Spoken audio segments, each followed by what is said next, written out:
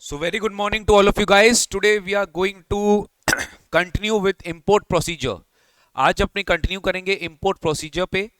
Last class अपने page number 7 में finish किए थे. पेज नंबर 7 में अपने फिनिश किए थे import procedure page number 7. warehousing period section number 61 of the Customs Act 1962. चलिए warehousing को ही आगे बढ़ाते हैं. सेक्शन नंबर 61 के बाद section number 73A. Section number 73A. देखिए गाइस, जब गुड्स आपकी वेयरहाउस में डिपॉजिट होती है तो वेयरहाउस में जब गुड्स डिपॉजिट होती है तो किसकी रिस्पॉन्सिबिलिटी पे वेयरहाउस में गुड्स डिपॉजिट होती है? डेफिनेटली इंपोर्टर का इसमें कोई रिस्पॉन्सिबिलिटी नहीं है. आज वेयरहाउसिंग में कोई भी गुड्स अगर लॉस्ट होता है तो अपने ऑलरेडी पढ़ चुके हैं कि इसकी ड्यूटी रिबेटमेंट प्लस इसका जो भी डैमेजेस कॉम्पनसेशन है सब कुछ ये आपका जो है वो गवर्नमेंट आपको देता है. Custody and removal of warehouse goods में अपने को ये सब समझना है कि who is actually responsible to keep the goods in a proper condition when the goods are in warehouse, right?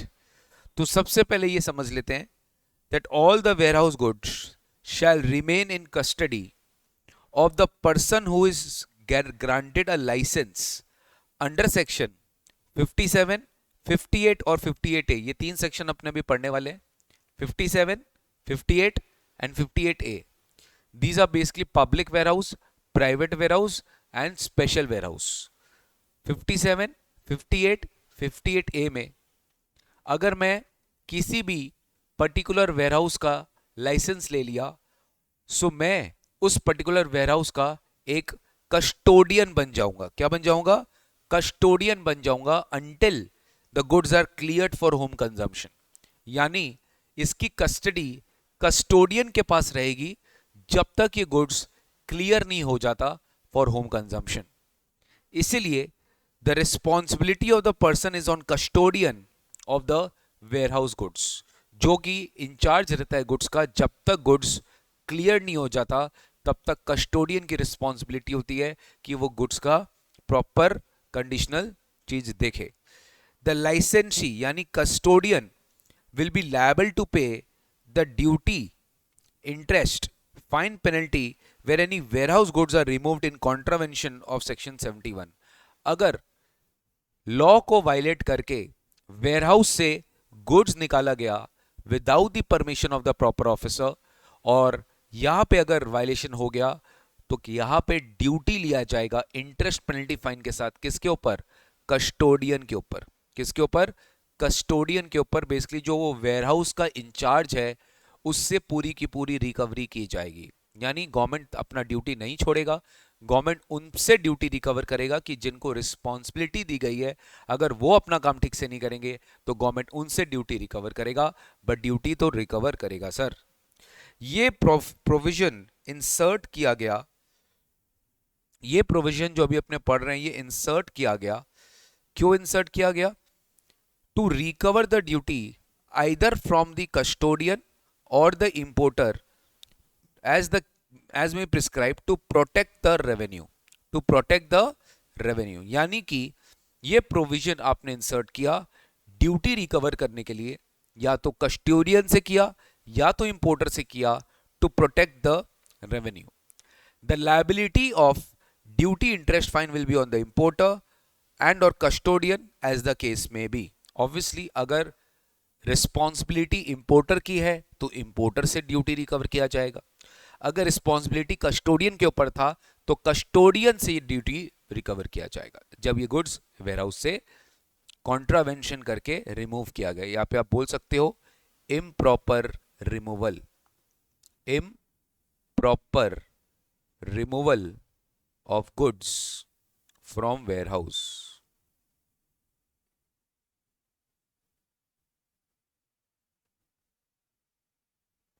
Improper removal of goods from warehouse. अब देखो गाइस, जैसे मैंने आपको बोला था ना 57, 58, 58 है, ये वही तीन सेक्शन है, ये वही तीन सेक्शन है जहां पे आप कस्टोडियन बन सकते हो, वहां पे आप वेयरहाउस को लाइसेंस में ले सकते हो।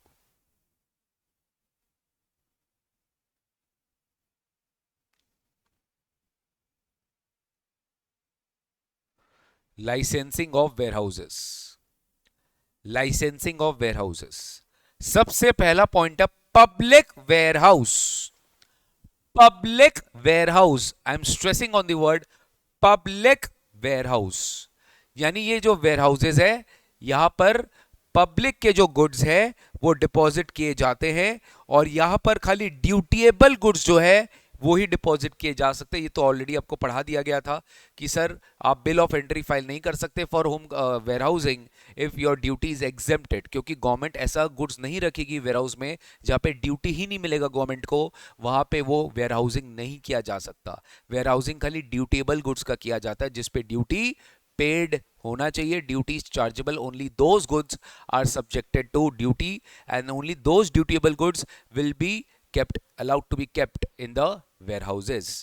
तो पहला सेक्शन क्या है, you are actually licensing a public warehouse where dutiable goods may be deposited। यानी आपका कोई वेयरहाउस है जो कि अपने गवर्नमेंट को लाइसेंस पे दिया, और वो पब्लिक वेयरहाउस जो है वो ऐसा वेयरहाउस है जहां पे ड्यूटेबल गुड्स आप डिपॉजिट कर सकते हो। अब दूसरी होती है प्राइवेट वेयरहाउस। अब ये क्या होता है, प्राइवेट वेयरहाउस। प्राइवेट वेयरहाउस मतलब क्या, एक वेयरहाउस मैंने खुद से गवर्नमेंट को दिया जिसमें खाली मेरा जो गुड्स रहेगा वो ही डिपॉजिटेड रहेगा, नॉर्मल पब्लिक की गुड्स डिपॉजिटेड नहीं होगी। जनरली ये जो प्राइवेट वेयरहाउस ओनर्स होते हैं ये खुद के जो गुड्स है वही अपने गुड्स प्राइवेट वेयरहाउस में डिपॉजिट करते हैं, और ये बहुत लार्ज स्केल में इंपोर्ट करते हैं इंडिया में। तो प्राइवेट वेयरहाउस भी आप लाइसेंस में दे सकते हो वे ड्यूटेबल गुड्स इंपोर्टेड बाय और ऑन बिहाफ ऑफ द लाइसेंसी मे बी डिपॉजिटेड। ठीक है, मे बी डिपॉजिटेड मतलब यहां पर भी ड्यूटेबल गुड्स जो आप इंपोर्ट कर रहे हो बाय और ऑन बिहाफ ऑफ द लाइसेंसी ये भी आप डिपॉजिट कर सकते हो। राइट, ये है सेक्शन नंबर 58। तो 57 क्या, पब्लिक वेयरहाउस। 58 क्या है, आपका private warehouse. And last but not the least, special warehouses. ठीक है, स्पेशल वेयरहाउसेस। स्पेशल वेयरहाउसेस जो कस्टम के सुपरविजन में अंडर लॉक रहता है। ठीक है, इसको अपने बोलते हैं सेक्शन 58A। क्या बोलते हैं अपने, section 58A। License a special warehouse where dutiable goods may be deposited, and such warehouse shall be caused to be locked by the proper officer, and no person shall enter the warehouse or remove any goods without the permission of the proper officer। तो special warehouse क्या होता है, that is locked by the proper officer and no person can enter the warehouse. यानी यहां पर क्या होता है बेटा पता है, डायरेक्ट कंट्रोल रहता है प्रॉपर ऑफिसर का, लेकिन यहां पे गवर्नमेंट किसको दे देता है कंट्रोल, पहला दो सिचुएशन में custodian, second first and two situation में किसको कंट्रोल दे देता है, कस्टोडियन को कंट्रोल दे देता है कि भैया तुम्हारा जिम्मेवारी है गुड यहाँ पे यहां से निकलना नहीं चाहिए। ठीक है, लेकिन स्पेशल वेयरहाउस में this is locked by the proper officer, no person shall enter the warehouse without the permission of the proper officer. And ये सब स्पेशल वेयरहाउसेस में गवर्नमेंट सीबीआईसी को अप्रूवल देके रखा है। सीबीआईसी यानी central board of indirect tax and customs, that they by notification specify the class of the goods which shall be deposited in this special warehouse like gold silver.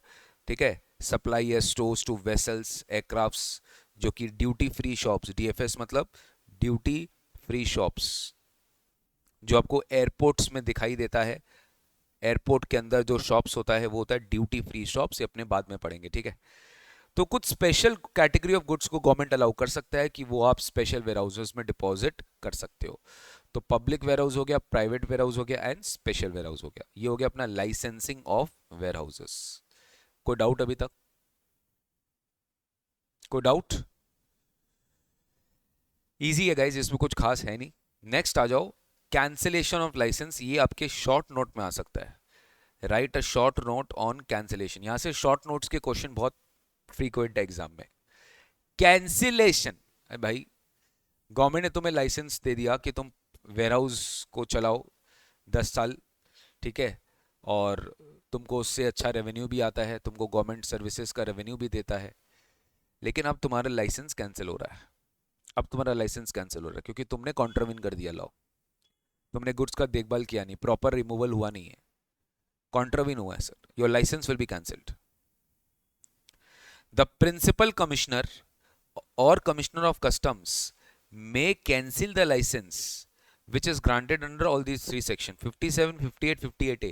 57, 58, 58A तीनों का licence cancel हो सकता है after giving a reasonable opportunity of being heard where the licensee has contravened any one of the provision of the act. Government ने licence पे दे दिया where houses, लाइसेंसी को, लाइसेंसी ने कॉन्ट्रावीन कर दिया provisions of the act. Commissioner may suspend the operation of the warehouse during the pendency of an inquiry. ध्यान से सुनो, आपके ऊपर इंक्वायरी लगी है, फाइनल प्रूफ नहीं हुआ है कि क्या तुम्हारा लाइसेंस कैंसिल होना चाहिए कि नहीं होना चाहिए, बट इंक्वायरी स्टार्ट हो गया, इन्वेस्टिगेशन स्टार्ट हो गया है. तब तक, जब तक इंक्वायरी खत्म नहीं हो जाती तब तक गवर्नमेंट आपका ऑपरेशन सस्पेंड कर देगा, आपको काम करने से मना कर देगा, आपको गुड्स स्टोर करने से मना कर देगा. And no goods will be further deposited in the warehouse without the period, without the approval of the proper officer. और जब तक सस्पेंशन पीरियड ओवर नहीं हो जाता आप गुड्स स्टोर नहीं कर सकते, आप गुड्स स्टोर नहीं कर सकते. लेकिन जो भी गुड्स अभी तक वेयरहाउस में डिपॉजिटेड है वो रहेगा वैसे का वैसे, उस पर प्रोविजन अप्लाई नहीं होगा. लेकिन कोई नया तरीके से कोई गुड्स जो है वो स्टोर नहीं किया जा सकता जब तक सस्पेंशन पीरियड ओवर नहीं हो जाता. Until and unless the suspension period is not over, no goods shall be deposited in the warehouse. तो commissioner may suspend the operation of the warehouse during the pendency of an inquiry. ठीक है, no goods will be deposited in the warehouse during the period of the suspension. It continues to apply to the goods already deposited in the warehouse. जो goods already warehouse में deposited है उसमें ये applicable होगा. अब अपने बात कर रहे हैं जब कोई लाइसेंस कैंसिल हो गया, ठीक है, लाइसेंस कैंसिल हो गया तब क्या, कैंसिल हो गया लाइसेंस तो गवर्नमेंट बोलता है जो भी गुड्स वेयरहाउस में था 7 डेज के अंदर अंदर, ठीक है, the goods warehoused shall within 7 days from the date of the order of cancellation is served or within the extended period क्या shall be removed from warehouse to another warehouse. मतलब sir जिस दिन आपकी ऑर्डर आपको मिल गई कि तुम्हारा warehouse का कैंसिलेशन खत्म, लाइसेंस खत्म, डन, तो whatever goods is there in that warehouse that has to be transferred to the another warehouse. उसको किसी दूसरे वेयरहाउस में आपको ट्रांसफर करना पड़ेगा, किसी दूसरे, मान लो ये वेयरहाउस से किसी दूसरे वेयरहाउस में ट्रांसफर करना पड़ेगा, या तो आप उसको होम कंजम्पशन के लिए क्लियर करवा लीजिए या तो आप उसको वहां से एक्सपोर्ट कर दीजिए. मतलब basically that can not be kept in that warehouse, it has to be removed और it has to be cleared और it has to be exported. Either of the three has to be done. It can not be kept in the same warehouse जिसकी licence cancel हो चुकी है. ठीक है, बहुत important है ये शॉर्ट नोट्स के लिए बहुत इंपॉर्टेंट है. कैंसिलेशन ऑफ लाइसेंस, ठीक है, आ सकता है आपके एग्जाम में क्वेश्चन, तो आपको बुलेट पॉइंट्स याद रखना पड़ेगा, मेन पॉइंटर्स याद रखने पड़ेंगे and based on that you can frame your answer. ठीक है, तो yes, commissioner can cancel the licence after giving a reasonable opportunity being heard. Commissioner may suspend the operation. Okay, no goods will be kept in the warehouse after during the period of suspension, but the goods which is already deposited will continue to be deposited in the warehouse when the license is cancelled. अब suspension के बाद जब license permanently cancel हो गया है तब फिर goods जो warehoused है that has to be removed within 7 days from the date of the order of cancellation. ठीक है, and either it has to be removed from warehouse to another warehouse or for export or cleared for home consumption. ठीक है, this will continue to apply to the goods already deposited in the warehouse till they are removed to another warehouse or cleared for home consumption or for export during such period. ठीक है, बस इतना guys आपको ध्यान रखना है, more than sufficient है. Cancellation of licence, okay, clear है. 57, 58, 58 है, ये तीन लाइसेंस याद रखिएगा, public warehouse, private warehouse and special warehouse. Done sir, very important, mark करिए. Again short note, short note में पूछा जा सकता है, write a short note on warehousing without warehousing. अरे ये क्या बोल रहे हैं आप, वेयरहाउसिंग विदाउट वेयरहाउसिंग. आपने वेयरहाउस में नहीं किया है बट वेयरहाउसिंग हो गया है. Importer has not filed bill of entry for warehousing but still the goods is deposited into the warehouse. Sir, how come? Why? Sir यहां पर गलती होती है डिपार्टमेंट की. तुमने अपना बिल ऑफ एंट्री काम फाइल कर दिया, तुमने अपना काम कर दिया, डिपार्टमेंट के एंड से डिले हो रहा है. डिपार्टमेंट कैन से डिले हो रहा है, department is not able to ascertain the correct value और the correct amount of duty. तो डिपार्टमेंट क्या करेगा, एक बार टेम्पररी आपका गुड्स वेयरहाउस में डिपॉजिट कर देगा, और जब उसकी असेसमेंट कंप्लीट होगी वो आपका गुड्स वेयरहाउस से निकालकर क्लियरेंस पे आपको क्लियरेंस ऑर्डर इशू कर देगा। You have not done warehousing but still the goods were stored in warehousing. इसको अपने बोलते हैं वेयरहाउसिंग विदाउट वेयरहाउसिंग। आप मेरा बात समझे, आप स्टोर नहीं किए बट फिर भी गुड्स आपके वेयरहाउस में स्टोर हुआ, because the assessment is delayed for the imported goods. If the assessment is delayed for the imported goods, then the goods can be stored in a public warehouse without executing the bond. सबसे best part है कि जब आप warehousing करते हो आपको 3 times of the duty, I hope you know this, आपको 3 times of the duty जो है वो आपको उतनी की बॉन्ड एग्जीक्यूट करनी पड़ती है। यहाँ पे आपको कोई बॉन्ड एग्जीक्यूट नहीं करना पड़ेगा, because the assessment is delayed because of the department. Your goods can be stored in a public warehouse without executing the bond, and this feature is known as warehousing without warehousing. लेकिन यहाँ पर department को 30 days का time limit दिया गया है कि maximum time limit is 30 days to remove the goods from the warehouse where the goods have been stored। 30 days तक ही ये गुड्स वेयरहाउस में स्टोर्ड रह सकता है, उसके बाद ये गुड्स वेयरहाउस से रिमूव करना पड़ेगा। बट कमिश्नर ऑफ कस्टम्स में extend this storage period for a further period not exceeding 30 days. ठीक है, एट अ टाइम बोला, एट अ टाइम मतलब 30 दिन करके वो एक्सटेंशन कर सकता है। इनिशियल आपका 30 डेज है, उसके बाद वो कमिश्नर अगर चाहे तो 30 + 30 और एक्सटेंड कर सकता है एट अ टाइम। ठीक है, क्या बोला मैंने, at a time। तो you have to simply just give a short note on this warehousing without warehousing, that is section number 49 of the Customs Act 1962। कोई शक कोई डाउट तो पूछ लीजिए please.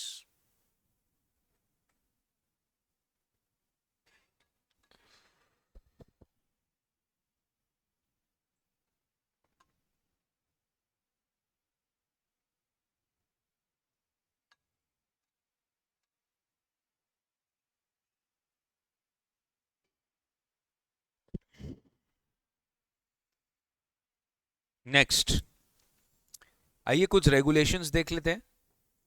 Warehouse goods removal regulations 2016। ठीक है, warehouse goods removal regulations 2016 institute के mat का है, एक बार जस्ट रीड कर लो कि वेयरहाउस की गुड्स रिमूव कैसे होगी। उसकी एक रेगुलेशन है, 2 पॉइंट दिया हुआ है। Owner of the warehouse goods makes a request for transfer of the goods where the warehouse goods are to be removed. पहले ओनर को इनिशिएट करना पड़ेगा कि उसे वेयरहाउस गुड्स जो है वो अपना ट्रांसफर करना चाहता है, रिमूव करवाना चाहता है। कहां से कहां तक, from custom station of import to a warehouse. यानी अगर उसे पहले रिक्वेस्ट डालना पड़ेगा कि वो पोर्ट से वेयरहाउस में ट्रांसफर करना चाहता है, फिर दूसरा अगर उसको करना है तो वेयरहाउस से दूसरा वेयरहाउस ट्रांसफर करवा सकता है, या फिर वापस से अगर वही गुड्स उसको एक्सपोर्ट करनी है तो अगेन वो वेयरहाउस से पोर्ट रिक्वेस्ट कर सकता है। होप यू अंडरस्टूड, पोर्ट से warehouse, warehouse to warehouse, warehouse to port, port से warehouse, warehouse to warehouse, warehouse to port. वापस क्यों आएगा भाई, एक्सपोर्ट करने के लिए आएगा। एक वेयरहाउस से दूसरा वेयरहाउस ट्रांसफर कर सकता है, custom station for import to warehouse transfer कर सकता है। दूसरा, ये जो ट्रांसपोर्टेशन होगा ना ये सील्ड होगा, सील्ड, सील्ड मतलब one time lock. This will be under one time lock affixed by the proper officer or bond officer, that is officer of customs in charge of the warehouse। जो warehouse से goods निकलेगा वो under one time lock निकलेगा, जो proper officer affix करेगा या bond officer affix करेगा। The custom officer may dispense this condition and allow the transport of goods having regard to the nature of goods or manner of transport। Commissioner अगर permission दिया कि नहीं one time lock का अलाउशन नहीं है क्योंकि यहाँ पर नेचर ऑफ द गुड्स कुछ ऐसा है या फिर मैनर ऑफ ट्रांसपोर्ट कुछ ऐसा है कि मान लो कोई तरीके से फॉर्जरी नहीं हो सकती है, तो हो सकता है कमिश्नर ऑफ कस्टम्स ये वाला जो रिक्वायरमेंट है वन टाइम लॉक वाला वो वेव ऑफ कर सकता है। ठीक है, बट ओवरऑल ट्रांसपोर्ट जब भी होगी ये वन टाइम लॉक के अंदर होगी, affix bye the proper officer. Example 4 करो, quick quick quick quick.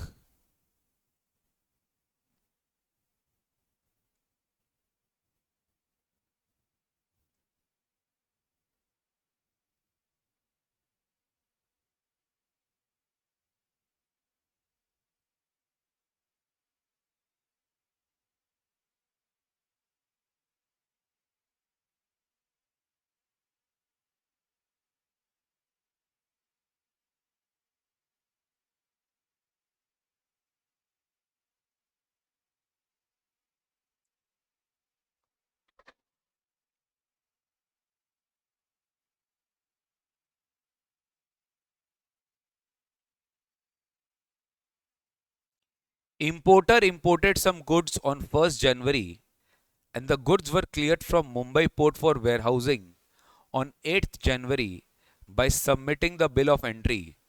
Exchange rate was 50 per dollar. FOB value is $10,000. The rate of the duty on 8th January was 20%.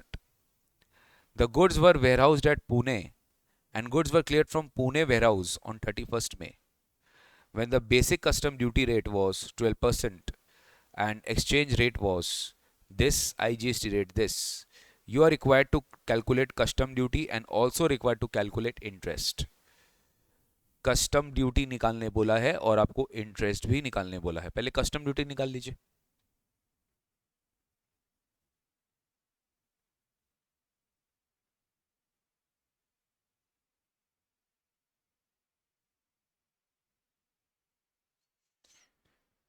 और उसके पहले आपको वैल्यू निकालना पड़ेगा ध्यान से. हाँ, आप खुद से ट्राई करो, मैं तो हुई वैसे.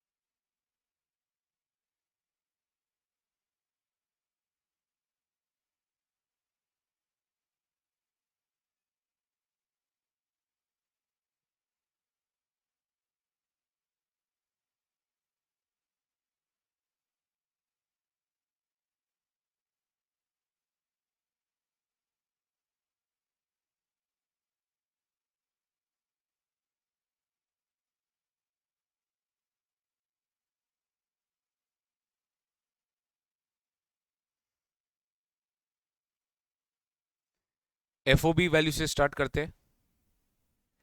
$10,000 बोला है,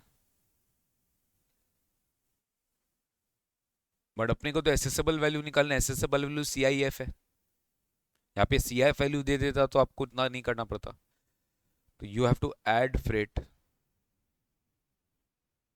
आई नो बहुत सारे स्टूडेंट्स हैं जो यहाँ पे मिस्टेक किए होंगे. जो मिस्टेक किए हैं समझ जाइए कि आपको वैल्यूएशन कस्टम्स में थोड़ा मेहनत और करना पड़ेगा. Your concept is not clear. Insurance 1.125%.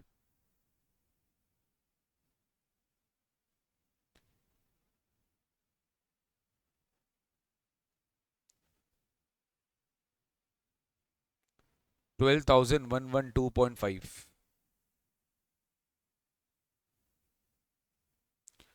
12,112.5. Assessable value क्या है? $12,112.5.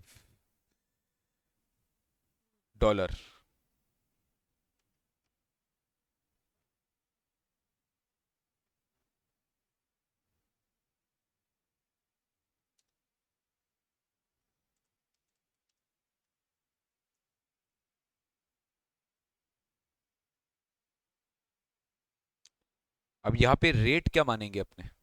Exchange rate. एक into bond bill of entry file हुआ है 8 जनवरी को, 50 पर डॉलर का एक्सचेंज रेट था.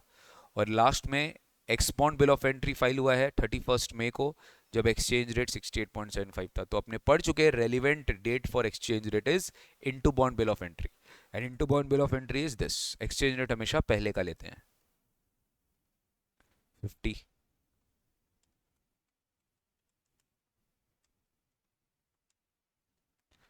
$6,05,625. अब अपने को क्या ऐड करना है? Custom duty. कस्टम ड्यूटी कौन सा डेट का लेते हैं? जिस दिन आपने एक्सपॉन्ड बिल ऑफ एंट्री फाइल किया है for home consumption, which is this 31 में.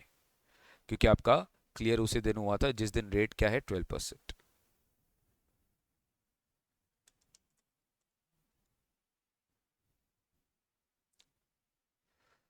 Social welfare surcharge.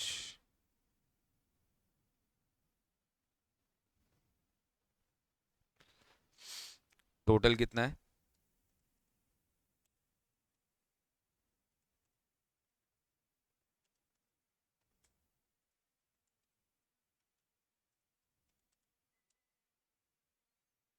685,568। अब अपने को क्या करना है? एसेसिबल वैल्यू में बीसीडी ऐड कर दिए, सरचार्ज ऐड कर दिए। अब अपने को क्या करना है? अब अपने को आईजीएसटी ऐड करना होगा। आईजीएसटी की रेट है 12%।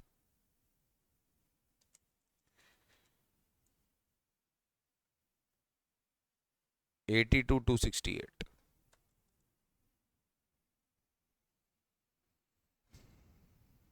तो ये हो जाएगा 7,67,836। 7,67,836 टोटल वैल्यू हो गया ये। तो अब अगर आपको कस्टम ड्यूटी पूछा है तो आप निकाल सकते हो क्या? 767,836 माइनस वैल्यू 605,625।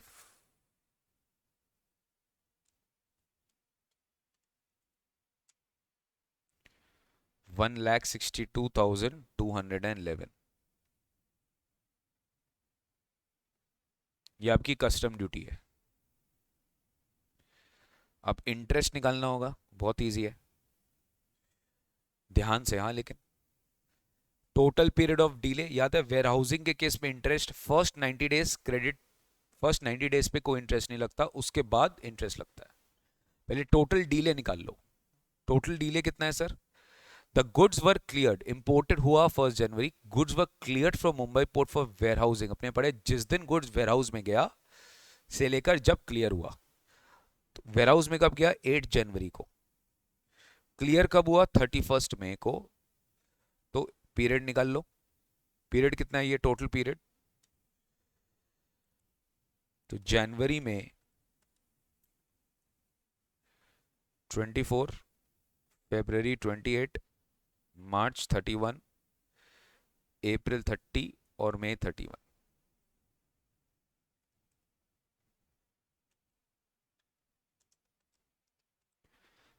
144 डेज आ रहा है। 140 डेज 4 में मैं 90 डेज माइनस कर दूंगा, बचा कितना? 54 डेज।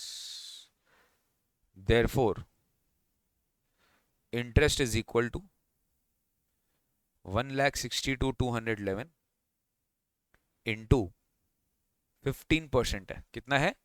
15% इंटू 54 डेज का डीले है, 54/365। तो 1,62,211 into 15% into 54/365, 3599 approximately. Round of करेंगे तो 3600 आएगा। इंटरेस्ट कितना आ रहा है? 3600। इस तरह के क्वेश्चंस आप एग्जाम में एक्सपेक्ट कर सकते हो। क्लियर है?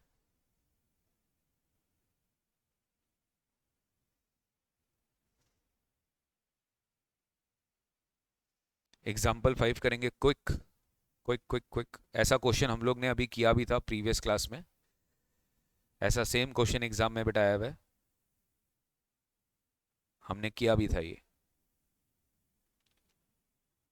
फटाफट करिए, मैं आपको 2 मिनट दे रहा हूं।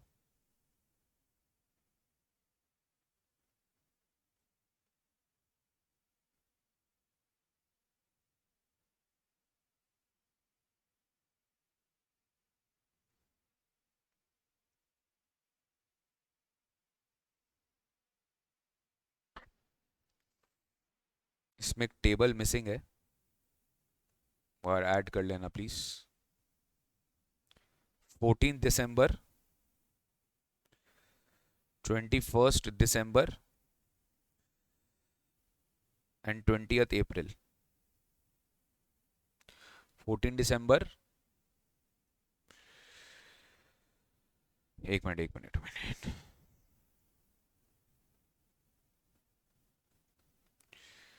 14 दिसंबर, 20 अप्रैल and 14 May,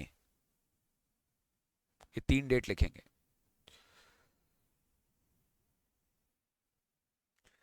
exchange rate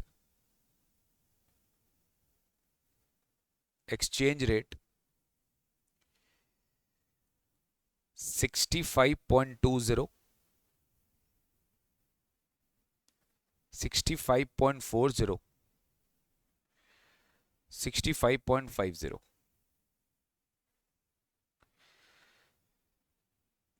next है बीसीडी रेट 15, 10, 12.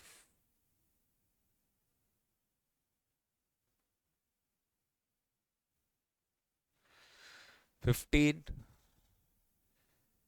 10, 12. ठीक है, एक्सचेंज रेट और बीसीडी रेट आपको अलग अलग डेट का दे दिया. Now start.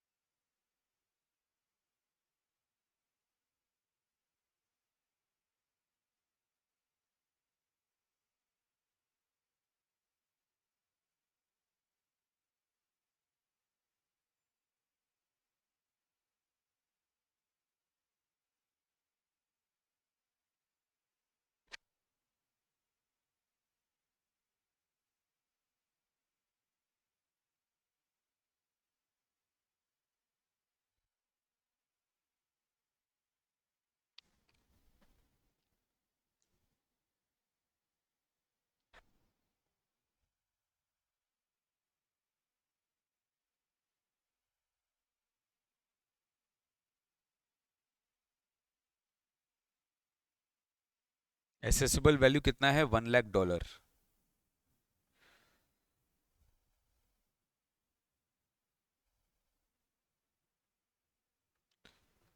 एसेसिबल वैल्यू कितना है? $1 लाख. एक्सचेंज रेट कौन सा लेंगे? हमेशा पहले का लेते हैं, into bond bill of entry present हुआ इस डेट को, तो इसी डेट का लेंगे आप.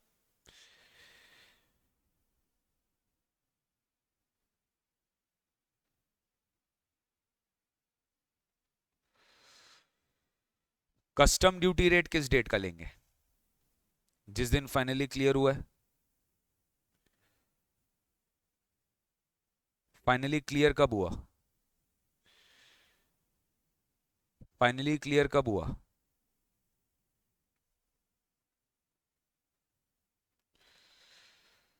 बताओ. 14 मई को. लेकिन ये जो 14 में, बेटा ध्यान से सुनो, ये विपुल ने क्लियर कराया गुड्स ऑन 14 में. बट हमने पढ़ा था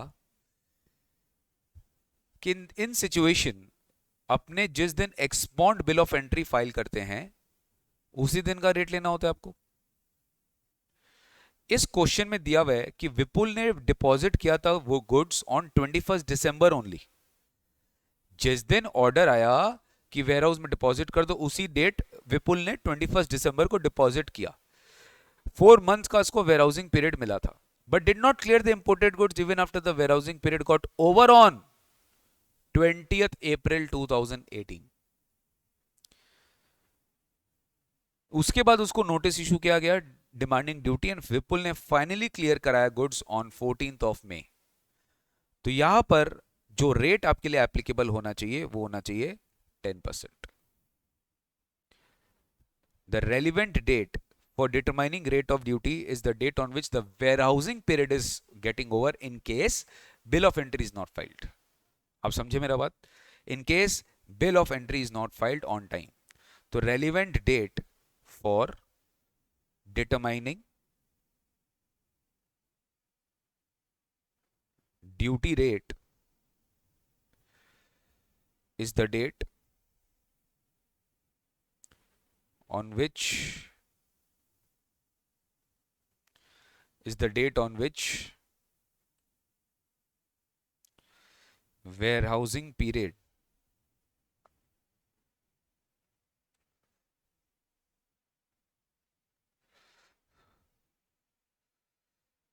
got over.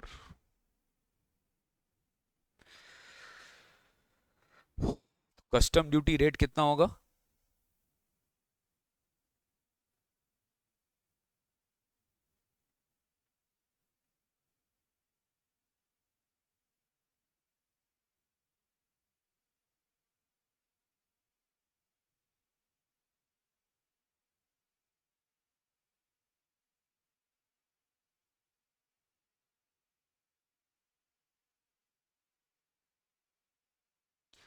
इस पे सरचार्ज जोड़ना होगा 10%।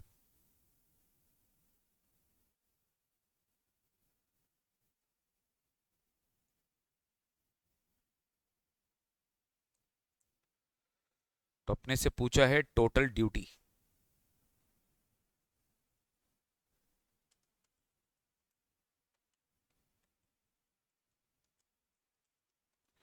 $7,17,200। नाउ इंटरेस्ट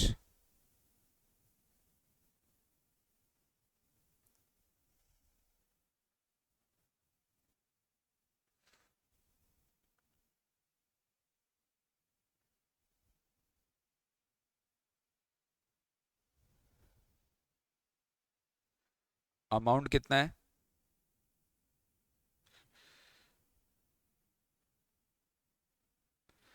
रेट कितना है?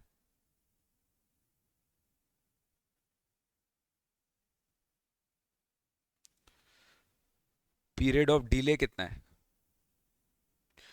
पीरियड ऑफ डिले निकालना होगा। बताइए कब से कैलकुलेट करेंगे? हमेशा जिस दिन गुड्स वेयरहाउस में डिपॉजिट हुआ तब से। 21 दिसंबर। यहां पे आप जिस दिन क्लियरेंस आपकी हो रही है तब तक आपकी इंटरेस्ट लगेगी। ठीक है, तो कब तक हो रही है? 21 दिसंबर से लेकर 14 मई। कितना आ रहा है पीरियड ऑफ डिले? 21 दिसंबर हो गया तो 11 डेज ऑफ दिसंबर प्लस जनवरी प्लस फरवरी प्लस मार्च प्लस अप्रैल और मई का 14 डेज, 118 डेज। चेक कर लेते हैं, प्लीज कंफर्म करो मैं सही है ना।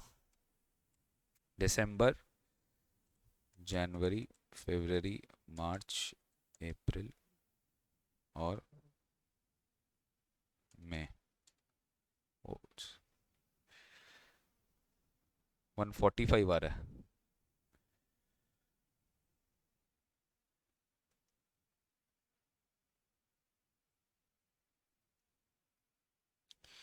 पीरियड ऑफ डिले क्या है? 145 days. Interest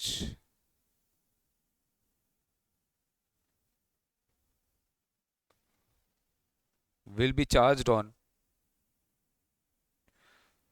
145 minus 90, that is 55 days।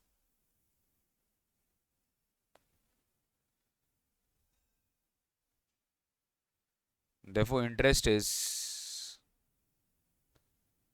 717,200 into 15% into 55 by 365।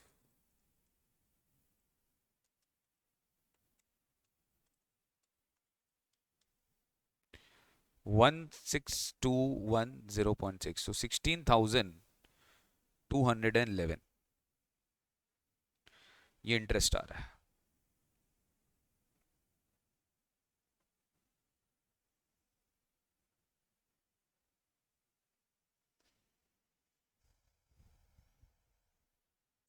Done. इस क्वेश्चन में यही था कि आपको 20 अप्रैल का डेट का रेट ऑफ ड्यूटी लेना था।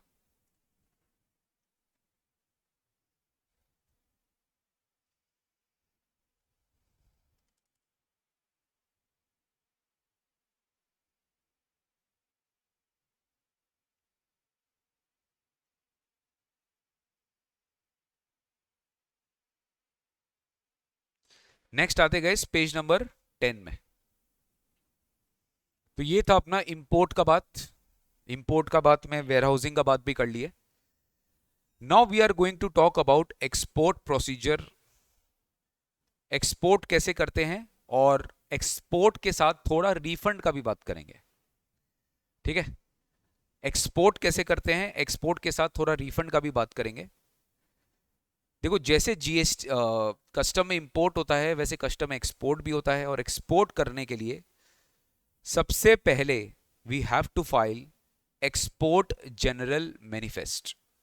जैसे इंपोर्ट में क्या था, आईजीएम था, इंपोर्ट जनरल मैनिफेस्ट। वैसे एक्सपोर्ट में क्या है, ईजीएम है, एक्सपोर्ट जनरल मैनिफेस्ट। क्या करना होता है, ये डिपार्चर के पहले फाइल करनी होती है, prior to the departure of the vessel on the basis of. यहां से एग्जाम में क्वेश्चन आया था कि in which of the following documents is relevant for export procedure. तो देखो, बिल ऑफ लेडिंग होता है, एयरवे बिल होता है, जो कि ट्रांसपोर्टर इशू करता है। कैरियर मतलब ट्रांसपोर्टर, ट्रांसपोर्टर इशू करता है कि वो ये गुड्स लेकर जा रहा है यहां से यहां तक। बिल ऑफ लेडिंग होता है जब अपने वेसल के बारे में बात करते हैं, वही अगर एयर के थ्रू जाते हैं तो उसको हम लोग एयरवे बिल बोलते हैं। It is issued by the career.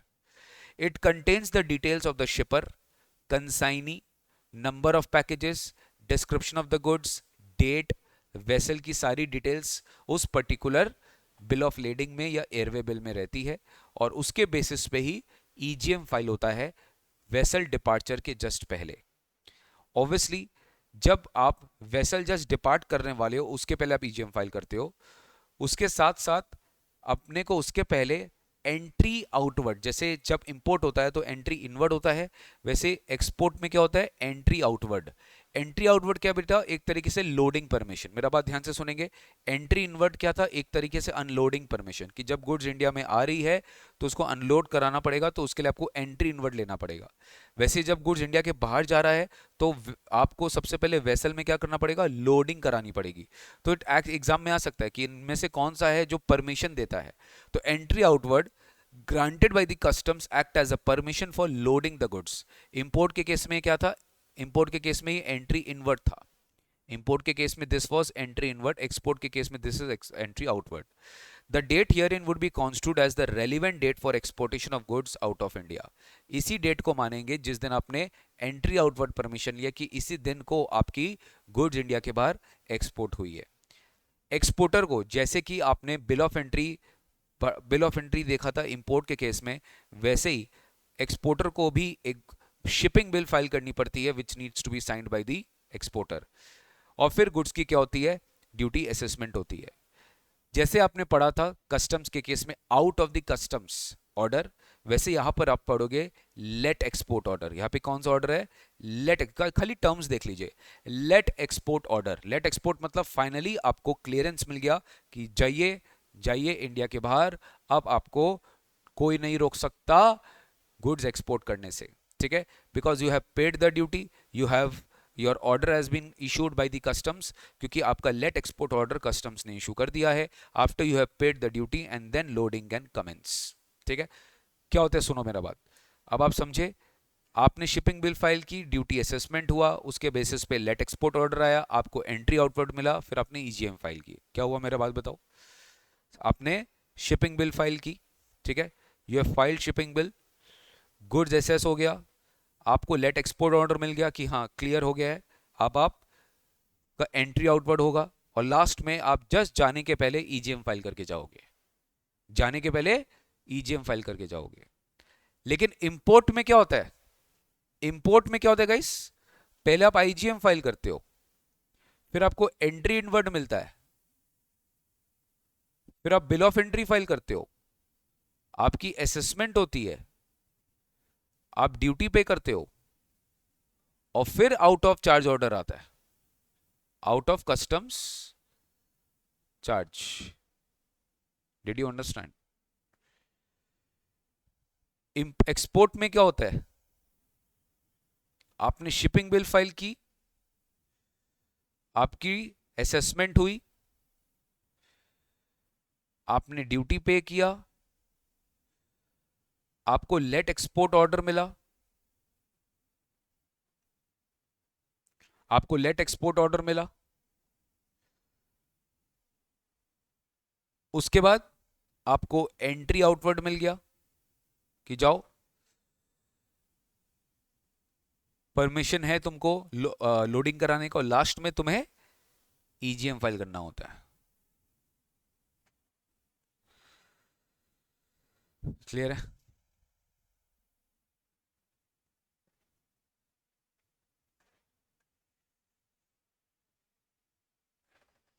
तो बस टर्म्स एक बार याद रखना, दैट्स इट।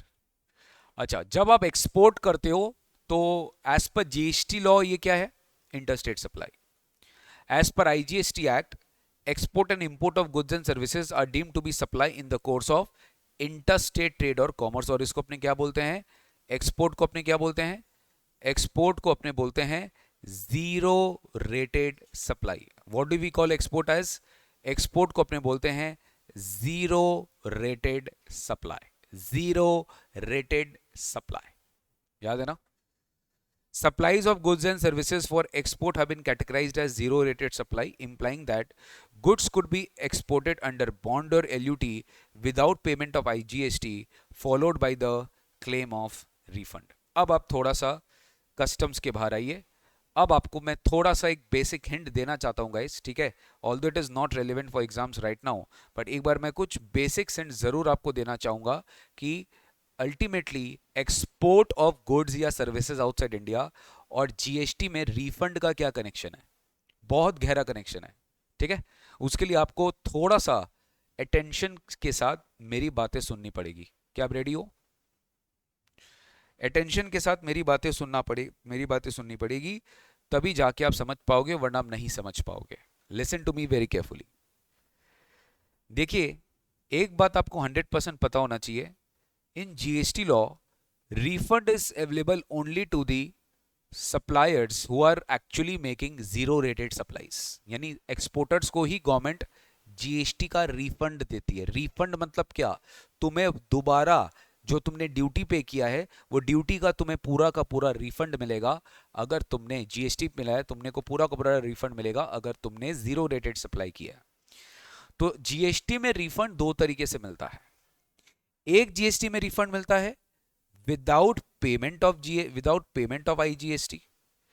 आप कोई भी पेमेंट नहीं करते हो आईजीएसटी का और आपको जीएसटी का रिफंड मिल रहा है।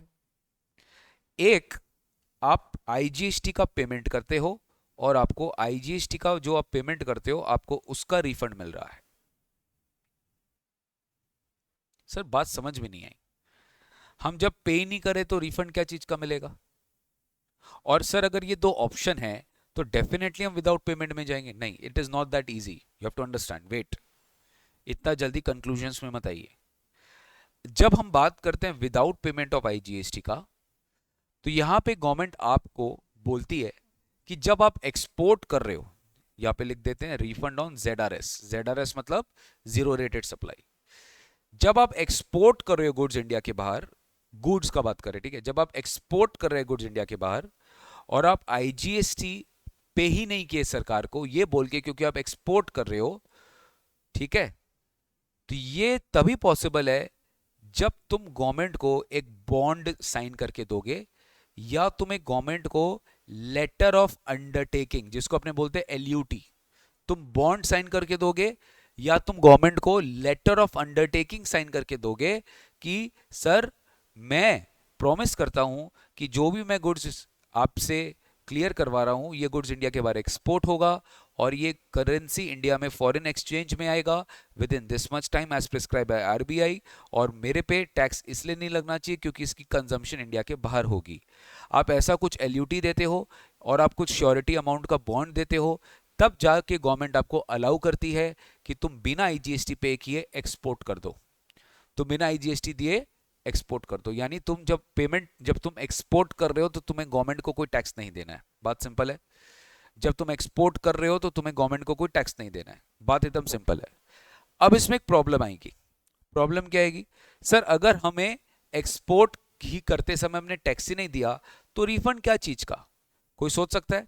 अगर एक्सपोर्ट करते समय हमने टैक्स ही नहीं भरा, जीएसटी ही नहीं भरा, तो रिफंड क्या चीज का लेंगे? यही तो बात है।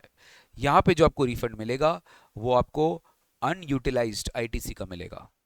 यहाँ पे जो आपको रिफंड मिलेगा वो आपको अनयूटिलाइज्ड इनपुट टैक्स क्रेडिट का मिलेगा।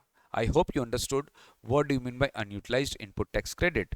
जैसे कि सोचिए आप कोई गुड्स इंडिया में बना रहे हैं, ठीक है, आपको गुड्स बनाने के लिए बहुत सारे इनपुट्स लगे, आपको गुड्स बनाने के लिए बहुत सारे सर्विसेज लगे, और आपको गुड्स बनाने के लिए कुछ कैपिटल गुड्स का भी रिक्वायरमेंट आया। आपने गुड्स बना लिया इंडिया में, अब आप उसको क्या कर रहे हो, एक्सपोर्ट कर रहे हो। क्या कर रहे हो, एक्सपोर्ट कर रहे हो। तो when you are exporting that goods, when you are exporting that goods outside India, जब आप एक्सपोर्ट कर रहे हैं इंडिया के बाहर, तो आपके वो गुड्स पर ये सारे inputs, input services, capital goods, ये सारे आपका उस गुड्स पर सफर्ड है, आपके गुड्स पर वो सब चार्ज्ड है। अब वो गुड्स आपने एक्सपोर्ट की, आपने एक्सपोर्ट पे कोई ड्यूटी पे नहीं किया। लेकिन मुझे बताइए, ये जो गुड्स आपने इंडिया में बनाया, क्या इस पे आपने जीएसटी पे किया था? द आंसर इज यस, हमने इस पे जीएसटी पे किया था सर।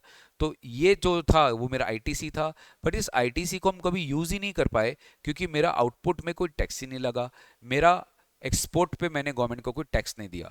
तो यही जो आईटीसी आपका अनयूटिलाइज्ड, इसी आईटीसी को हम बोलते हैं कि आईटीसी आपका अनयूटिलाइज्ड आईटीसी है, और ये अनयूटिलाइज्ड आईटीसी का रिफंड आपको गवर्नमेंट दे देगी।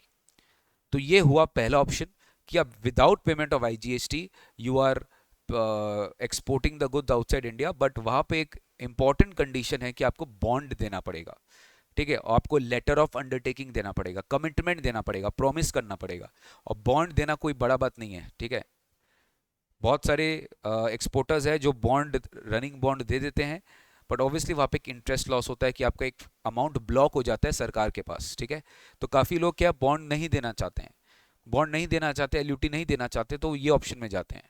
वो आईजीएसटी पे करते हैं और फिर रिफंड भी क्लेम कर लेते हैं, पेमेंट करते हैं, रिफंड क्लेम करते हैं, पेमेंट करते हैं, रिफंड क्लेम करते हैं। तो the best option which suits your business, the best option which suits your requirement, आप उसी ऑप्शन में जाते हो। गवर्नमेंट ने आपको दोनों ऑप्शन दे के रखा है। Did you understand? पहला ऑप्शन क्लियर हुआ एकदम? अगर आप रिप्लाई नहीं करेंगे तो मैं आगे नहीं बढ़ूंगा, रिप्लाई करिए। समझ में आया?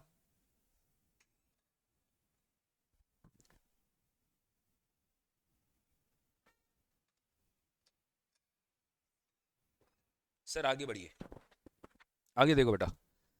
जब आप पेमेंट कर देते हो आईजीएसटी का, ध्यान रहे यहाँ कोई बॉन्ड बॉन्ड का कोई बात नहीं होगा, क्योंकि तुमने तो आईजीएसटी का पेमेंट किया। अब क्या चीज का तुम, गवर्नमेंट तुमसे क्या चीज का बॉन्ड मांगेगा? तुमने टैक्स पे करके एक्सपोर्ट किया है, ठीक है। यहां पर क्या होगा, सुनना, सेम चीज, आप एक्सपोर्ट कर दिए, ध्यान से इस एक्सपोर्ट पे मैंने आईजीएसटी पे किया, मैं चार्ज नहीं कर रहा हूं, मैं अपने कस्टमर जो इंडिया के बाहर उसे चार्ज नहीं किया, बट मैंने अपने पॉकेट से आईजीएसटी पे किया। एग्जाम्पल दे रहा हूं, मान लो 10 लाख का मेरा वैल्यू है, उस पे 1.8 लाख का मेरा टैक्स आया। अरे बोलो हाँ या ना। तो मेरी आईजीएसटी कितनी आई? 1.8 लाख। अरे बोलो हाँ या ना। गवर्नमेंट बोलता है ये तुम 1.8 लाख पे कर दो, ठीक है, इस पूरे 1.8 लाख का रिफंड क्लेम कर लो, रिफंड क्लेम कर लो। अब इसमें बात क्या होता है, नॉर्मली क्या होता है, इसमें भी हमारा इनपुट होगा सर, इस गुड्स पे भी हमारा इनपुट होगा। तो हम क्या करेंगे, ऑब्वियसली इनपुट यूज करेंगे। मान लो 1 लाख का इनपुट है, तो हम पे करते हैं कितना, 80,000, गवर्नमेंट को 80,000 पे करते हो, इधर 1 लाख मेरा टैक्स इधर लगा है। गवर्नमेंट बोलती है कि तुम्हें रिफंड पूरा ही मिलेगा जितना एक्सपोर्ट पे तुम्हारा टैक्स चार्ज हुआ है, यानी अल्टीमेटली तुम्हें रिफंड 1.8 का ही मिलेगा, चाहे तुम 1 लाख इनपुट यहाँ का तुम्हें रिफंड मिल रहा है क्योंकि 1 लाख इनपुट तुम पे चार्ज हुआ है, और यहाँ पे तुम 80,000 एक्स्ट्रा गवर्नमेंट को पे कर दिए, तो अल्टीमेटली तुम्हें 1 लाख प्लस 80,000, 1,80,000 का रिफंड मिलेगा। यानी जो भी तुम्हारे एक्सपोर्ट पे पेमेंट हो रहा है तुमको उसका पूरा रिफंड मिल जाएगा। This will obviously include your ITC. तो यहां पे हम बात करते हैं केवल अनयूटिलाइज्ड आईटीसी का, यहां पे हम बात करते हैं आईजीएसटी का रिफंड का। किसका बात करते हैं? Refund of the IGST paid. तो जो भी तुमने आईजीएसटी पे किया है तुम उसका रिफंड क्लेम कर देते हो। और लेट मी टेल यू, ये रिफंड जीएसटी लॉ में आपको पढ़ाया जाएगा बाद में, मतलब एडवांस लेवल्स में, फाइनल्स में, कि रिफंड ऑफ आईजीएसटी में एक सबसे इंपॉर्टेंट डॉक्यूमेंट है शिपिंग बिल। शिपिंग बिल याद है ना, shipping bill, import export procedure. जब आप एक्सपोर्ट करते हो तो सबसे इंपॉर्टेंट डॉक्यूमेंट है शिपिंग बिल, जो प्रूफ देता है कि तुमने ये जो गुड्स एक्सपोर्ट किया है, ठीक है, उस पे कितना ड्यूटी लगा है, उस पे तुम कितना पेमेंट कर रहे हो, सब कुछ इस शिपिंग बिल में लिखा हुआ रहता है। और इसी शिपिंग बिल के बेसिस पे तुम्हें इस आईजीएसटी का रिफंड गवर्नमेंट देती है। तो shipping bill is a very very relevant document in exports, जिसके बेसिस पे आपको रिफंड मिलता है जीएसटी में। तो ये दो तरीके का रिफंड है, एक विदाउट पेमेंट, एक विथ पेमेंट। अब आइए आप मैट में, options to claim refund, page number 10। Any person making zero rated supply, that is any exporter, shall be eligible to claim refund under either of the following options, namely, जो भी exporter है वो refund claim कर सकता है under any of the following options. ठीक है, अगर मैं एक्सपोर्ट करता हूं तो मैं ये दोनों में से कोई भी एक ऑप्शन सेलेक्ट कर सकता हूं। पहला, payment of IGST, supply of goods and services, okay, on payment of IGST and claim refund of the tax paid on the goods supplied as per section 54 of CGST Act। देखो guys, refund जो मिलेगा ना GST का, वो आपको GST law के हिसाब से मिलेगा, that is section number 54। Section number 54 के हिसाब से आपको रिफंड मिलेगा। मैंने आपको जो भी पढ़ाया ना, ये सब सेक्शन 54 में लिखा है। यहां पे एकदम क्लियरली बात लिखी गई है कि जब तुम पेमेंट करोगे टैक्सेस का, तुम्हें उसका रिफंड मिलेगा आईजीएसटी के सेक्शन 54 के हिसाब से। एक्सपोर्टर जो रिफंड, एक्सपोर्टर को क्या करना पड़ेगा, ऑब्वियसली उसको एक रिफंड एप्लीकेशन फाइल करना पड़ेगा। ठीक है, उसको एक रिफंड एप्लीकेशन फाइल करना पड़ेगा। जो एप्लीकेशन है उसमें उसके सारे डॉक्यूमेंट्री एविडेंसेस रहेंगे। सबसे इंपॉर्टेंट डॉक्यूमेंट्री एविडेंसेस रहेगा शिपिंग बिल। शिपिंग बिल एक डॉक्यूमेंट्री एविडेंसेस रहेगा। एंड जो रिफंड एप्लीकेशन वो फाइल करेगा ओनली आफ्टर एक्सपोर्ट मैनिफेस्ट। कुछ याद आ रहा है, ये लास्ट स्टेप होता है एक्सपोर्ट का, ईजीएम। ईजीएम हो गया एक्सपोर्ट मैनिफेस्ट या एक्सपोर्ट रिपोर्ट। एक्सपोर्ट रिपोर्ट अपने कब यूज करते हैं, जब आप व्हीकल के थ्रू गुड्स एक्सपोर्ट कर रहे हो। जब आप वेसल या एयरक्राफ्ट के थ्रू एक्सपोर्ट कर रहे हो तो वहां पे आप एक्सपोर्ट मैनिफेस्ट, सेम जो अपने import report and import general manifest पढ़े थे, वैसे आप वेसल और एयरक्राफ्ट के केस में आप ईजीएम के थ्रू अप्लाई करते हो, और ईआर हो गया व्हीकल के थ्रू। जब तक आपका एक्सपोर्ट मैनिफेस्ट डिलीवर नहीं हो जाता तब तक आप रिफंड एप्लीकेशन फाइल नहीं कर सकते, क्योंकि इसी का प्रूफ है कि आपका एप्लीकेशन, मतलब आपका एक्सपोर्ट हो चुका है। तो in after that only you can go for filing refund application along with the documents. तो ये हुआ पहला बात, पेमेंट ऑफ आईजीएसटी। दूसरी क्या है, you have to supply the goods and services under bond या एलयूटी, बॉन्ड या letter of undertaking, without the payment of IGST and claim refund of unutilised ITC. यहाँ पे आप रिफंड किसका क्लेम करते हो, अनयूटिलाइज्ड आईटीसी का आप रिफंड क्लेम करते हो। पहली बात, shipping bill filed by the exporter shall be deemed to be an application for refund. मतलब यहाँ पर तो जो शिपिंग, क्योंकि यहाँ पे प्रॉब्लम क्या बताया, यहाँ पे तुम आईजीएसटी पे नहीं कर रहे हो, क्योंकि तुम कोई टैक्स पे नहीं कर रहे हो, तुम्हारा shipping bill is the only document. तो शिपिंग बिल जो तुमने फाइल किया वही एक तरीके का प्रूफ है कि तुम्हारा रिफंड एप्लीकेशन है। This is deemed to be your refund application. MCQ में गाइज ये सब पूछा जा सकता है, प्लीज बी वेरी केयरफुल। ठीक है, shipping bill filed by the exporter will be deemed to be an application of refund.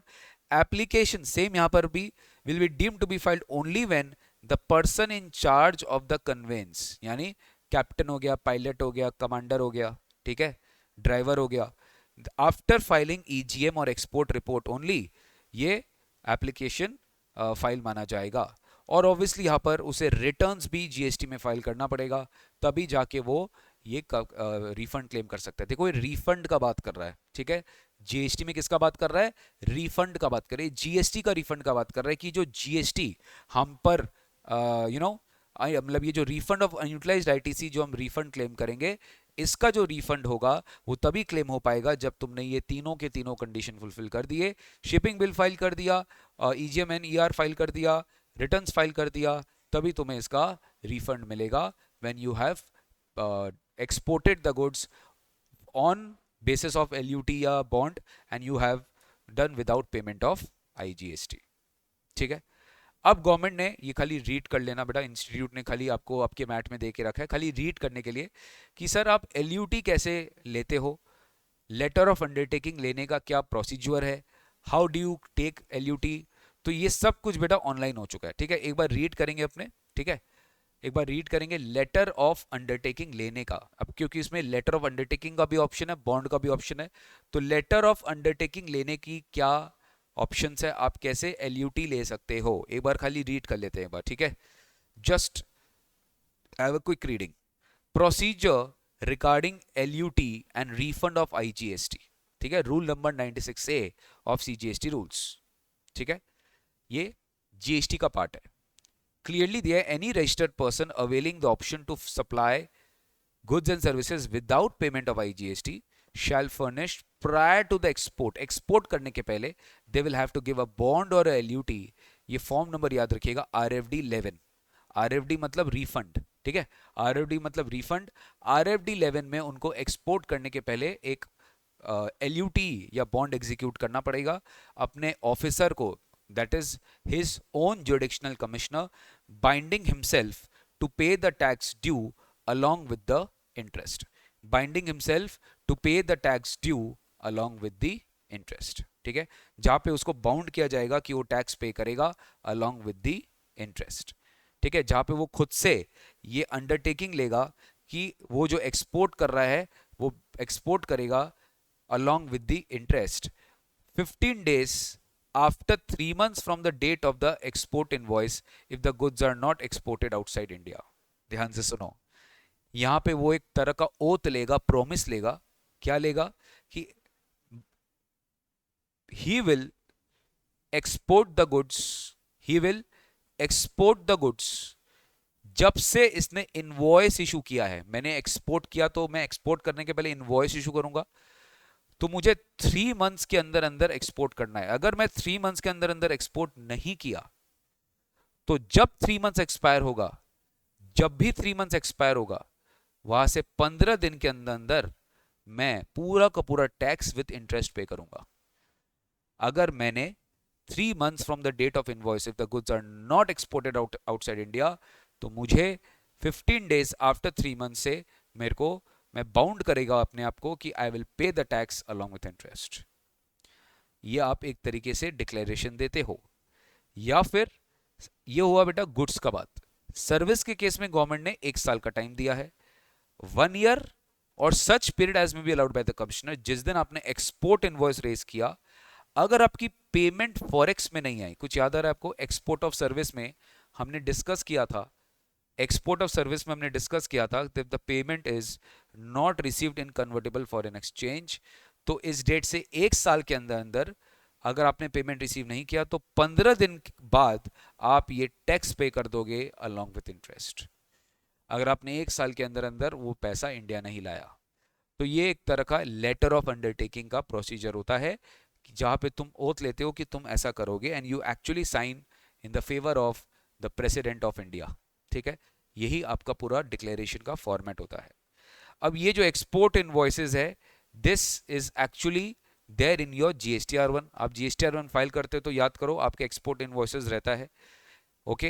And this export invoices will be electronically designated to the system designated by customs, and the confirmation that the goods covered by the invoices have been exported outside India shall be transmitted to the portal from the system। Basically क्या होता है बेटा, सुनो मेरा बात, custom का जो portal है उसको लिंक कर दिया जाता है जीएसटी का पोर्टल के साथ। जीएसटी में आपने जो भी एक्सपोर्ट इनवॉइसेस की डिटेल्स दी, वो सारी की सारी डिटेल्स ऑटोमेटिकली कस्टम्स के पास चला जाता है। कस्टम में शिपिंग बिल की भी डिटेल्स रहती है, ठीक है, और कस्टम में एक्सपोर्ट इनवॉइस की भी डिटेल्स रहती है। सो दोनों मैच हो जाता है, वो दोनों क्या हो जाता है, मैच हो जाता है। If the goods are not exported within the time period above, अगर ये जो गुड्स है आपने एक्सपोर्ट नहीं किया 3 मंथ्स के अंदर या पेमेंट नहीं लाए 1 साल के अंदर, export as allowed under bond shall be withdrawn, जो भी आप एक्सपोर्ट किए थे वो विड्रॉ कर लिया जाएगा एंड आपके ऊपर अमाउंट रिकवर की जाएगी एज पर सेक्शन 79, यहां पे लिख लो, recovery proceedings will be initiated. Recovery proceedings will be initiated.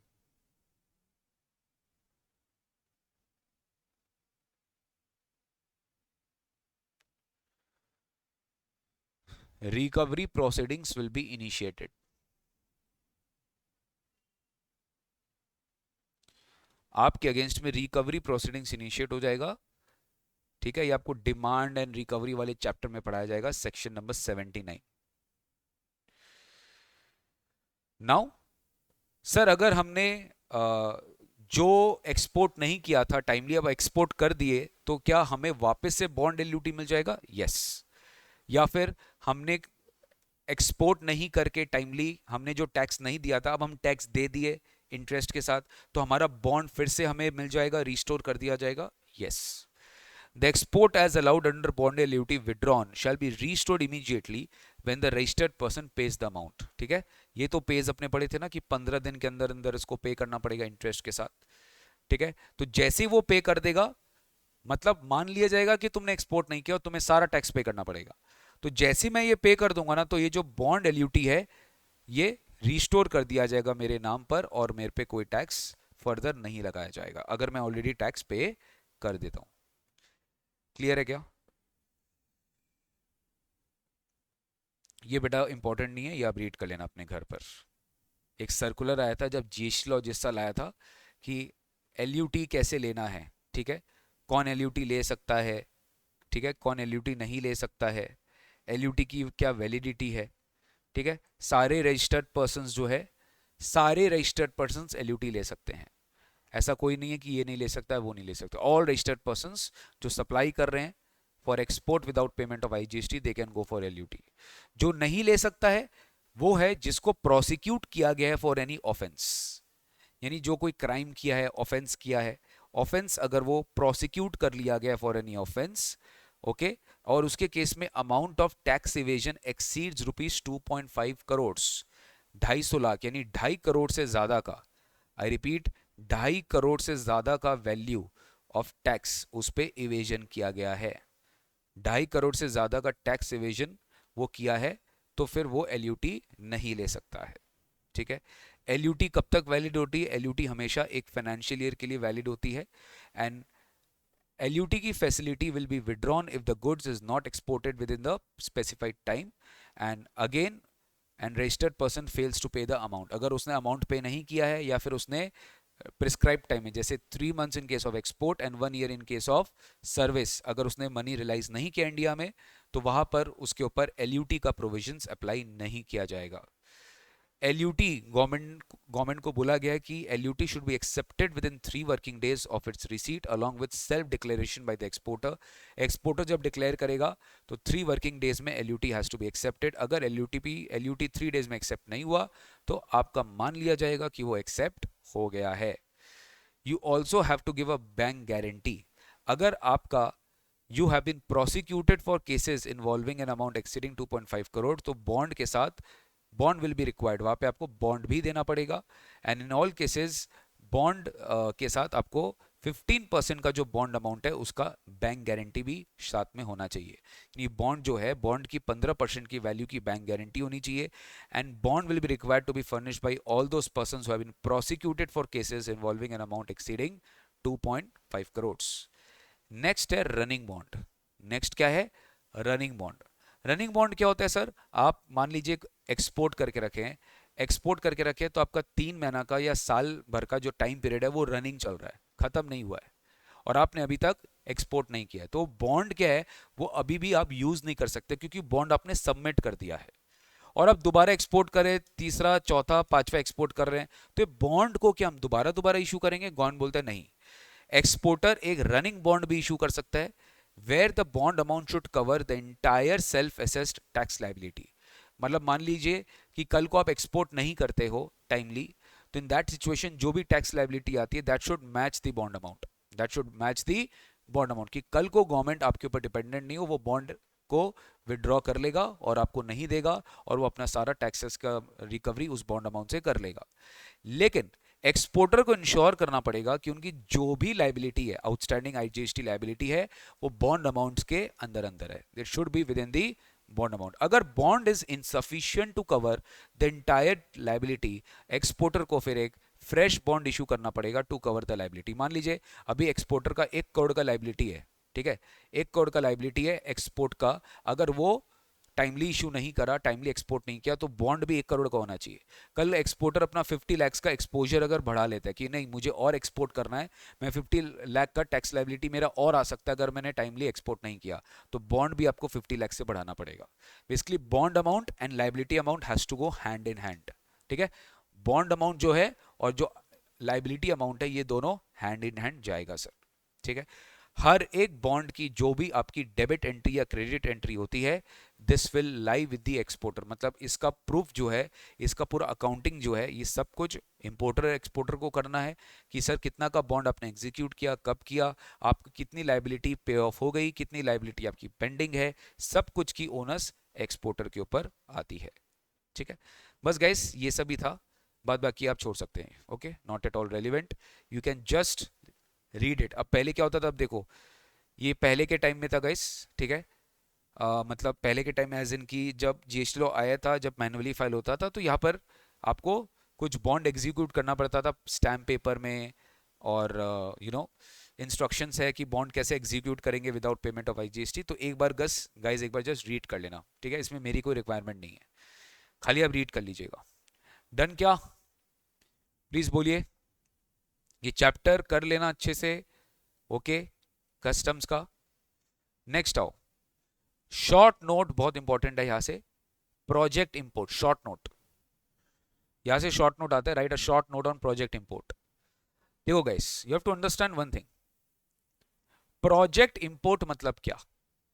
आज इंडिया में एक प्रोजेक्ट सेटअप किया जा रहा है, उसी प्रोजेक्ट के लिए बहुत सारे गुड्स इंडिया में इंपोर्ट हो रहे हैं. वो प्रोजेक्ट बेसिकली एक मैन्युफैक्चरिंग प्लांट है या मैन्युफैक्चरिंग कंसर्न है, जिससे बहुत सारे गुड्स मैन्युफैक्चरिंग होंगे. एक प्रोजेक्ट है जो इंडिया में इंटेंशनली सेटअप किया जा रहा है, जिसमें इंडिया का मैन्युफैक्चरिंग सेक्टर ग्रोथ होगा.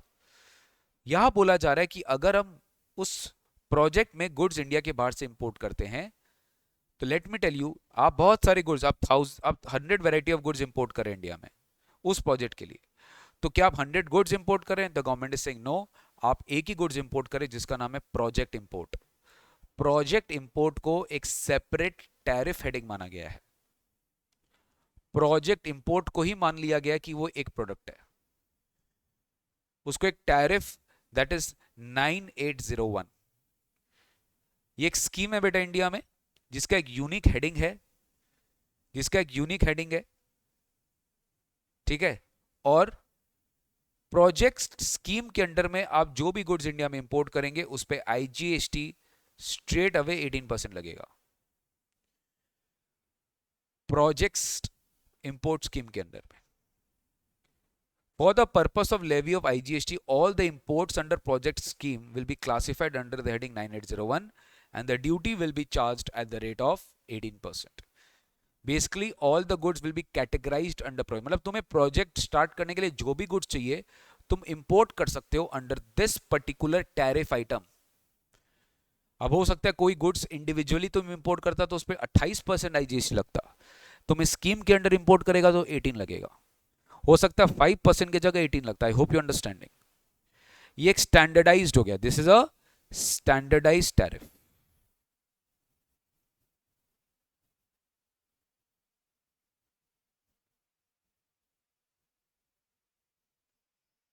ठीक है,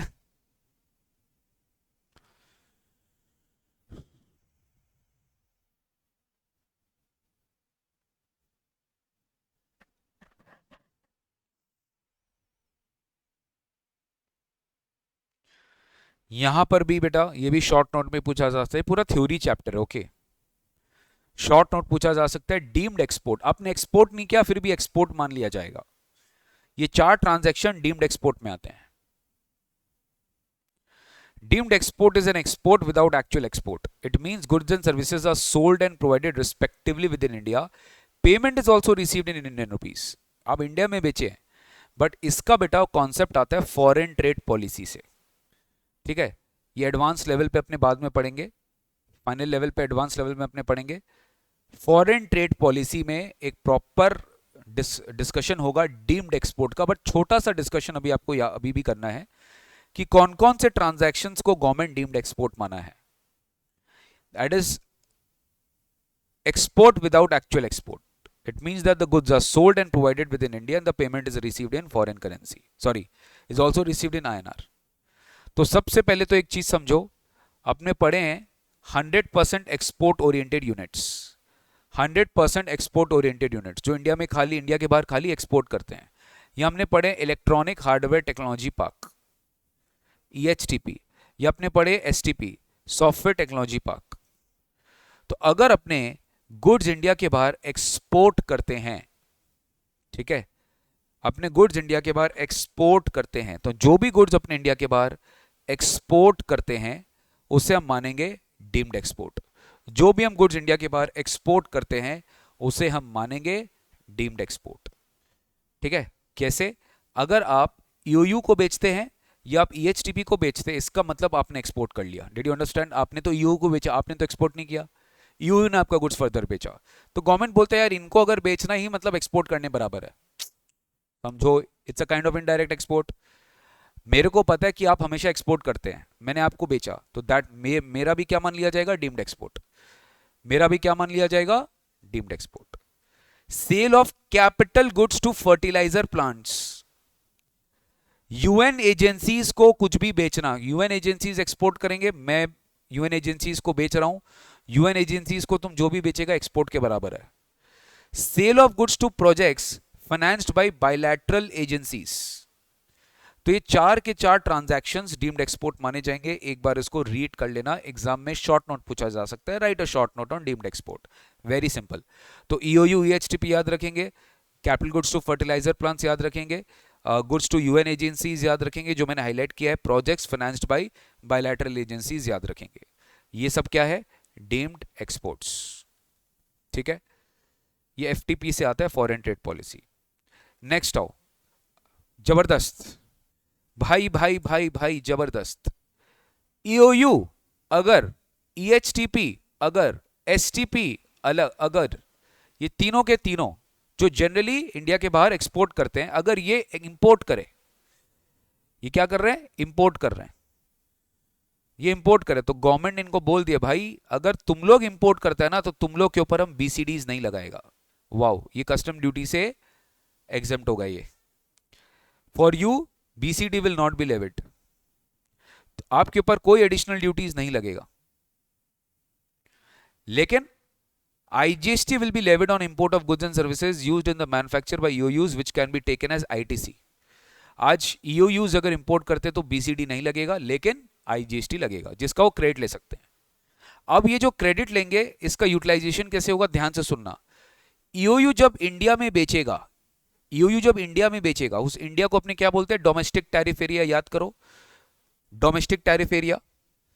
डोमेस्टिक टैरिफ एरिया में जब वो बेचेगा तो ITC can be utilised for payment of GST payable on the goods cleared in DTA। जो EOU, जरूरी नहीं है EOU हमेशा 100% बेचता है, एक्सपोर्ट करता है, हो सकता है वो कुछ गुड्स इंडिया में पे करे जिस पे टैक्स देना पड़ेगा उसको, तो टैक्स पेमेंट के लिए वो जो IGST इंपोर्ट पे लगा वो क्रेडिट यूज कर सकता है, बिल्कुल यूज कर सकता है। लेकिन मान लो वो DTA को बेचा ही नहीं, EOU DTA को बेचा ही नहीं, उसका सारा एक्सपोर्ट है, फिर भी उसके इंपोर्ट पे IGST लग रहा है, तो गवर्नमेंट बोलती है भैया तुम्हें रिफंड दे देंगे हम। आई रिपीट, मैंने इंपोर्ट किया, एक्सपोर्ट किया, इंपोर्ट पे मेरा BCD तो लगा नहीं, बट IGST लगा, तो IGST जो लगा उसका मैं क्रेडिट ले लिया, लेकिन मैं यूज कैसे करूं? यूज तो कर ही नहीं सकता क्योंकि मैं विद इन इंडिया कुछ बेच ही नहीं रहा हूं, मैं तो सबका सब एक्सपोर्ट कर रहा हूं। तो गवर्नमेंट क्या बोलता है? गवर्नमेंट बोलता है कोई बात नहीं, तुम्हें रिफंड मिल जाएगा अंडर 54(3), मतलब GST में तुम्हें रिफंड मिल जाएगा IGST का। यहां पे हमने ऑलरेडी बात किया, सर EOU को हमने एग्जेम्पशन क्यों दिया था? कि वो एक्सपोर्ट करे, या BCD का एग्जेम्पशन क्यों दिया था? कि वो एक्सपोर्ट करे।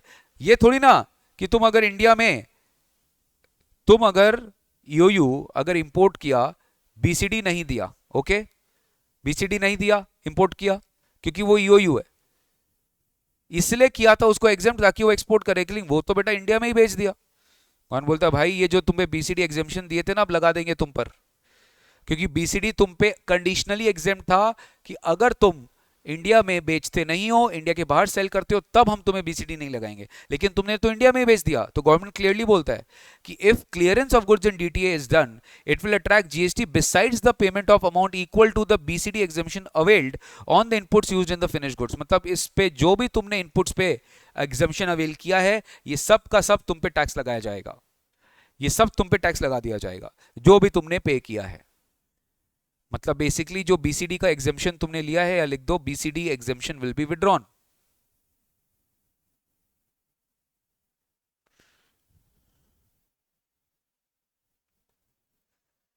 BCD exemption shall be withdrawn.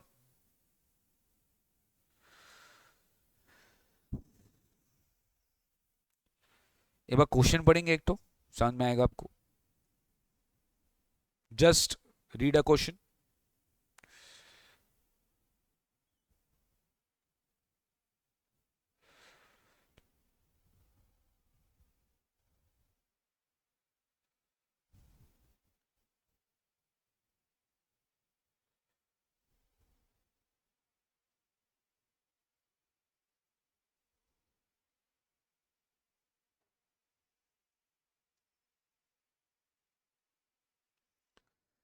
X Limited, a unit of 100% UU located in Chennai, sold goods to Messrs A Limited, located in Mumbai, for rupees 20 lakhs. X Limited, a unit of 100% UU located in Chennai, sold goods to A Limited, located in Mumbai, for rupees 20 lakhs. If X Limited, being UU, imported these goods exempted from BCD at the rate 10%, IGST 12% is applicable. Find the total tax liable to paid by X Limited. How much input tax credit A Limited can avail?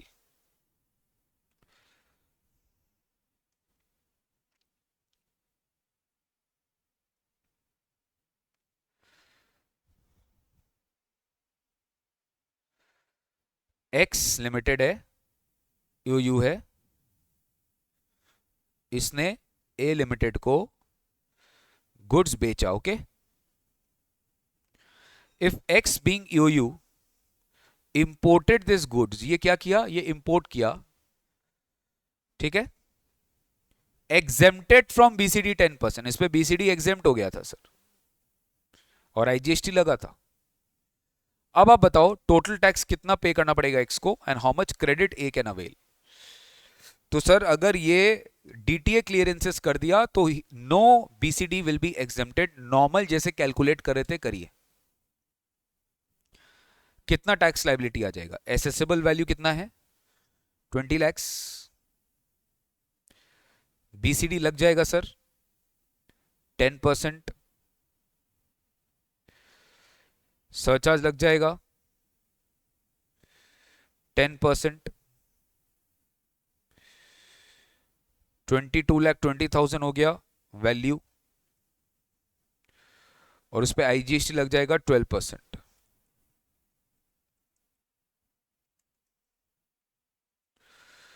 2,66,400, 24,86,400। Total duty कितना हो जाएगा, this minus this, 486,400 उसका duty payment हो जाएगा। Note, BCD exemption availed earlier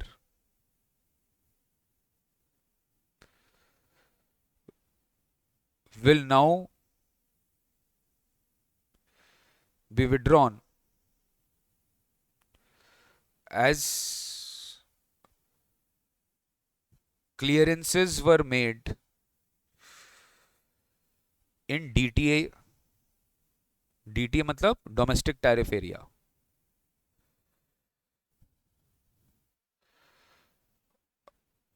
ITC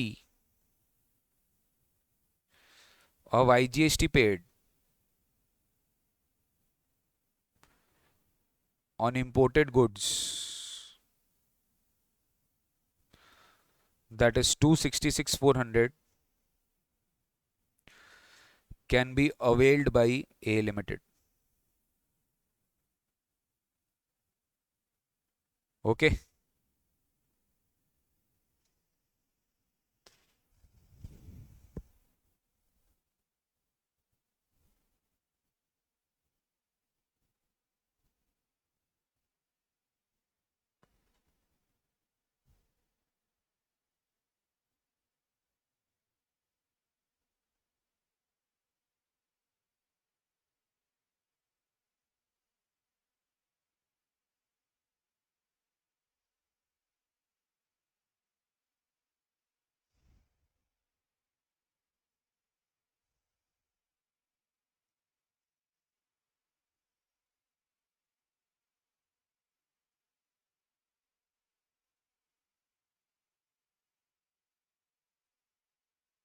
okay, लिख लिए क्या आप लोग? कोई डाउट है तो पूछ सकते हैं.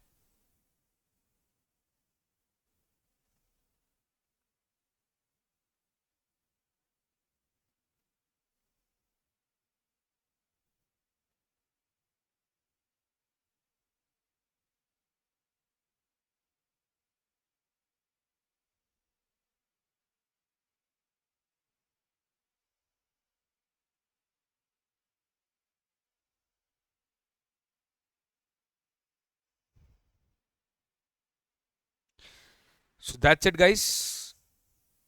We have finished this chapter.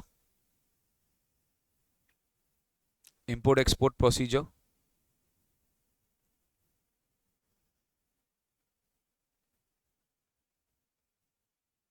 इसमें इंपॉर्टेंट पार्ट्स क्या है? Interest calculation,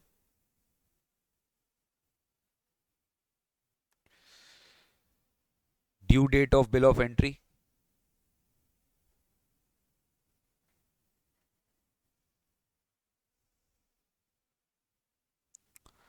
where housing period,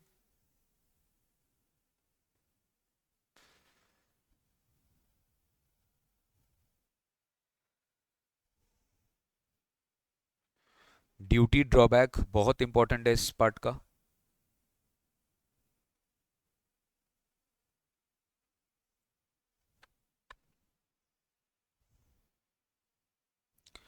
duty drawback, warehousing period, due date of bill of entry, interest calculation, फिर आपका ये डीम्ड एक्सपोर्ट्स,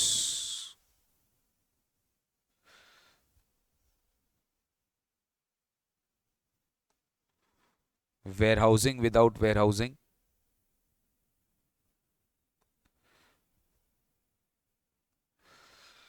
शॉर्ट नोट्स यहां से पूछा जाता है.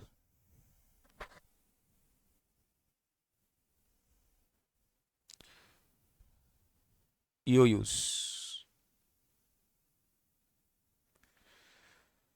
देखो सिंपल है. अगर आप गुड्स इंडिया में इंपोर्ट कर रहे थे, आप ईओयू है, तो आप ईओयू है तो आपके ऊपर बीसीडी नहीं लगेगा,